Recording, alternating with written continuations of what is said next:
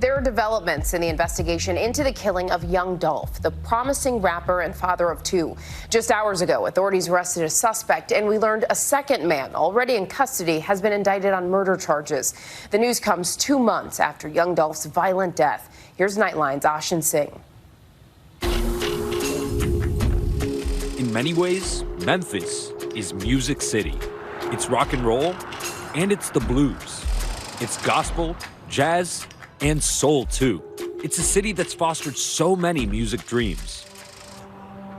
It's here that a young rapper, Adolph Thornton Jr., had his own dreams that all came to a tragic, heartbreaking end just 2 months ago. Young Dolph has been shot dead in Memphis. Gunned down while buying cookies at his favorite local bakery in Memphis. One of the alleged killers posting on social media while on the run for nearly a week. Captured today by U.S. Marshals. The 36-year-old rapper's murder, another in a seemingly endless series of hip-hop artists struck down in the prime of their lives by senseless violence. Rappers are becoming endangered species because if you look at the press and the news, every time you see somebody, someone's getting stabbed or someone's getting robbed or shot or killed. It's a pattern former NYPD detective Derek Parker knows all too well. He spent his career investigating the deaths of rap artists, working on two of the most infamous unsolved murders of all time, Tupac and the notorious B.I.G. Is violence endemic in hip-hop, in your opinion? Yes.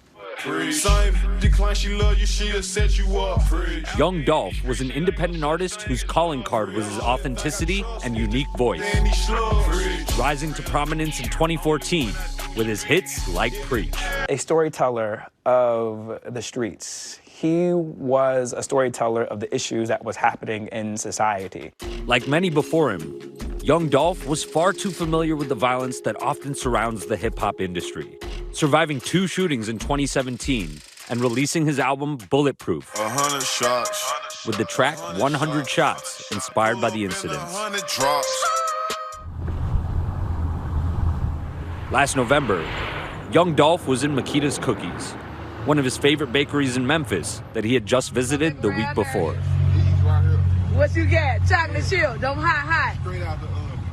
In broad daylight, police say 2 armed men fired into the store multiple times before fleeing the scene. He's known worldwide, so this is a big blow to this community. His death sending shockwaves through the rap community. Tributes pouring in on social media from his fellow artists, like Rick Ross, Chance the Rapper, Gucci Mane. Megan Thee Stallion writing, "Rest in peace to my friend, a true legend, Dolph." Nowhere was the rapper more celebrated than his Memphis community, and Dolph loved them back. Sometimes people make it and you don't ever see them again. They don't ever give back. But he blew all that out the water, supporting his high school, supporting the community, giving away turkeys and food and clothes. Continue to pray for me, but really, let's do our jobs as parents. Just months prior, his partner and the mother of his 2 kids, Mia Jardine, started the Black Men Deserve to Grow Old campaign in honor of her brother who was shot and killed. We got to do better. We gotta do right by these kids and just teach them that, like, death ain't the way. It's so many other types of ways, so many different types of solutions. So, pleading for change on a video posted to YouTube. Unaware, young Dolph would meet the same fate. Every day, I have to pass by that site where young Dolph was murdered every day to drop my own kids off to school.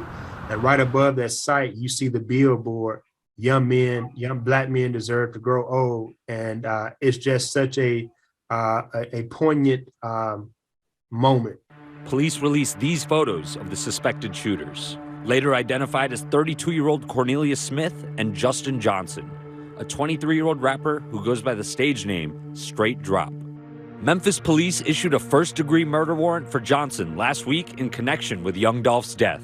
And over the weekend, a now-deleted Instagram account that police say belonged to Johnson posted the message, "Turning myself in Monday at 2:01, a reference to the men's prison in downtown Memphis, adding, "I'm innocent. I'll be back sooner than you can blink." But the 23-year-old never showed up. Instead, the same day he was supposed to turn himself in, he released this music video for a song called Track Hawk. With lyrics seemingly calling more attention to the case.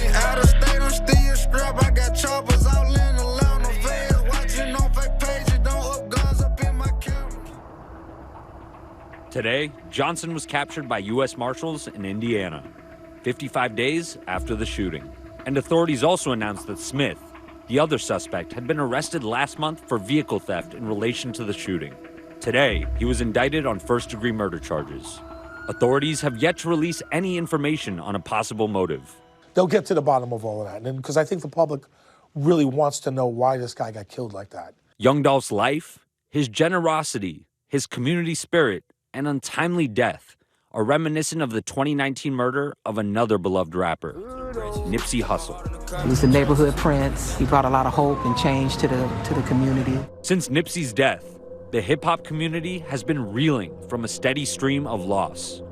Pop Smoke, King Von, and most recently, Draco the Ruler. The list could keep going on and on, unfortunately. But to look at these individuals' lives that mattered, that can help advance a story and really get community and activists and elected officials to really asking the questions of why this has happened. And listen to the music. Listen to what they're saying in the streets. It's a sentiment that runs strong among the OGs in the industry, like Snoop Dogg. Following Draco the Ruler's fatal stabbing last month at a Los Angeles music festival, Snoop called for peace, writing on Instagram, "I'm not with anything negative. Please take care, love one another, and stay safe, y'all." But the calls for peace have to be met by action, and law enforcement has struggled to solve the torrent of cases in the community. I try to say the reason that it's violent is because of the things that go on within it. The gangs again, the diss records, the beefs, and the power to be on top. Everybody wants to be on top, everybody wants to be big. Do you expect to see more violence? I definitely see more violence because the way things are going in this industry and these rappers coming up the way they are, I do see it, yes. It's just too easy to put it on hip-hop. To put it just on hip-hop just isn't fair to the genre. It isn't fair to the community of hip-hop. It's not fair to the pioneers of hip-hop. It's just a product of our society, which is America. While many questions still surround Young Dolph's death, his friends say it's important to remember him for who he was while he was here. I wonder, did he know how much he was loved? I feel like he's a classic case of, did we not give him his flowers while he was here with us? And I think that's also too a lesson to be learned, is that we always need to make sure we give the flowers to those who are still living and to show our appreciation. His lasting legacy in the flesh, Dolph's young son, promising to do right by his father. He trained me to be a good man when I grow up. Now I'm gonna make it up to the whole world, and I'm gonna be the greatest person you will ever know.